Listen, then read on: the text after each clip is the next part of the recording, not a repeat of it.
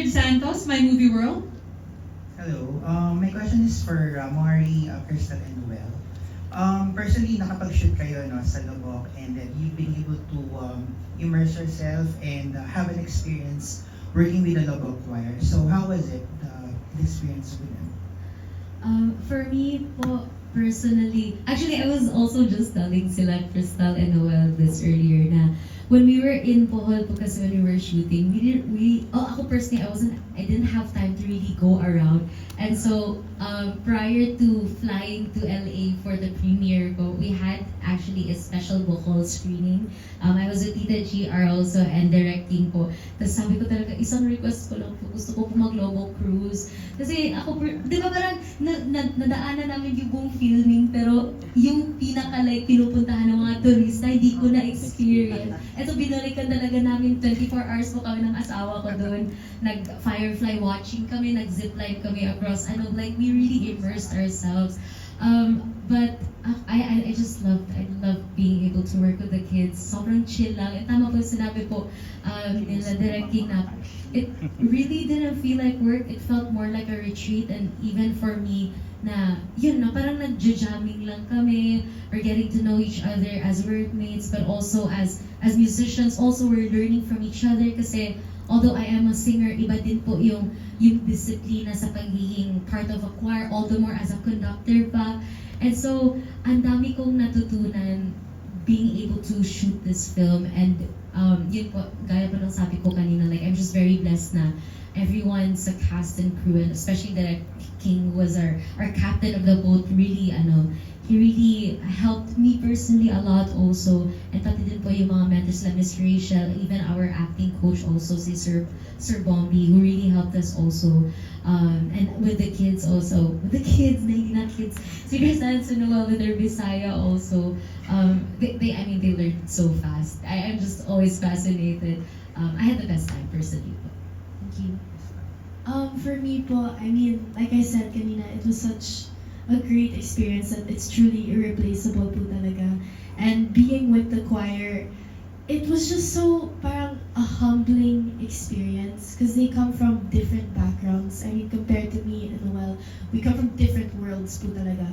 And I've learned so much from them na parang naging ka-close ko po talaga sila. It was so fun going to taping, and we're just so excited to see each other, and chumichika kami even in Bisaya. So, it was so fun. It was really such an experience. Kaya may mga times nga na nagchichikahan sila in Bisaya, tapos hulaan namin kung ano sinasabi nila. Tapos minsan tama, nakaka-proud na parang, oh my God, naiintindihan na namin kayo. Pero apart from that learning experience and yung enjoyment, yung bonding namin with the kids, ako, sobrang na-inspire po ako sa kanila. Kasi as portrayed in that film na very disciplined sila, ganun po sila talaga sa totoong buhay. They're very disciplined in the way that they speak, and the way that they interact with other people.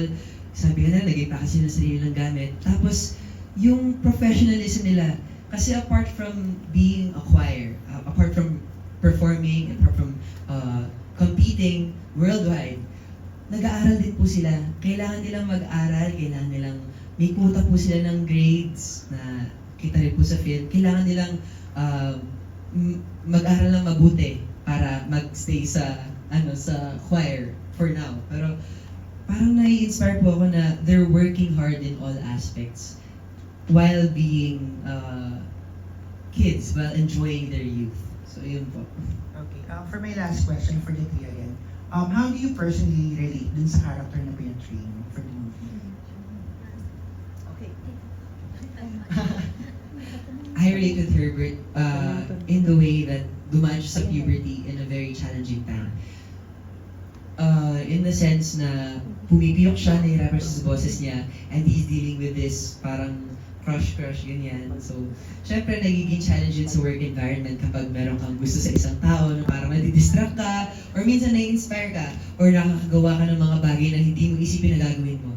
Pero yung naman po, puberty, I was in Your Face Sounds Familiar Kids competition po. So ako si Crystal nun, di ba? Parang may time po na naginaya ko si Michael Jackson, puberty po ako na pumipiyok talaga ako. Kasi yung hihi ko, nagiging, wala na lumalabas. So, in that part of the film, sobrang nakarelate po ako kay Herbert. Mas nadalian po ako mag-connect sa character ko, mas nagawa ko po yung details, yung character sketching ng mabuti because of that. Ayan. I would say na I related po to Jackie in a way na very helpful friend po talaga siya. She was such a caring friend, not only to Herbert, but to all of the rest of the choir. And she was such an ate in a way to everyone, and I think I relate in that sense. And she's just such a caring and loving person, and she will really, help you. And she'll joke around kapag sad ka, she'll joke with you. I'm like that po talaga, just to make someone feel better. So I would say na I related to her in that way. For me po, how I was able to relate and resonate as being Ma'am Alma is how sometimes, and this is something I go through constantly, na minsan sarili ko yung nagpipigil sa sarili ko to do greater things. Yun, parang it is portrayed in the film that Ma'am Alma stops in her tracks just because of her insecurities. And that's, I feel like, something that a lot of people go through every day, na parang they are capable of amazing things, pero yung mga siguro inner demons or mga yung pag-overthink, dun pa yung pumipigil sa kanila to be able to step outside of the box. And so, honestly for me po, like, I have also been in the industry for a while as a singer, pero upon portraying Ma'am Alma's role, parang natutunan ko to really take risks and to just embrace who I am and really value the people who genuinely want me to succeed also. And so I'm just very grateful that I got to bring life to Ma'am Alma Taldo in the film after being inspired by her in real life. Where are you most challenged? The idea of starring in a film, or the idea of acting for the first time? It's a tie. It's a tie po talaga. I think, ultimately po, yun nga po, this was my first film, and so that alone is nerve-wracking, having to, I guess, show up all the time, be there, portray the role. But I think the more nerve-wracking for me, or mas nakakaba for me, is because I'm portraying a real person.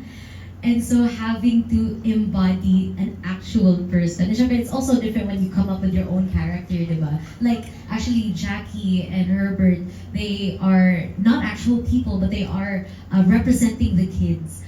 But in the case of Ma'am Iket, and for my role po si Ma'am Alma, they're actual people. And so, I think nakakaba with how we portray them. And there's also the reality of, syempre, we are making our film maganda for the film, for the screen, pero parang the dynamics in real life also between Ma'am Iket and Ma'am Alma, and having to portray that and put that in the film also.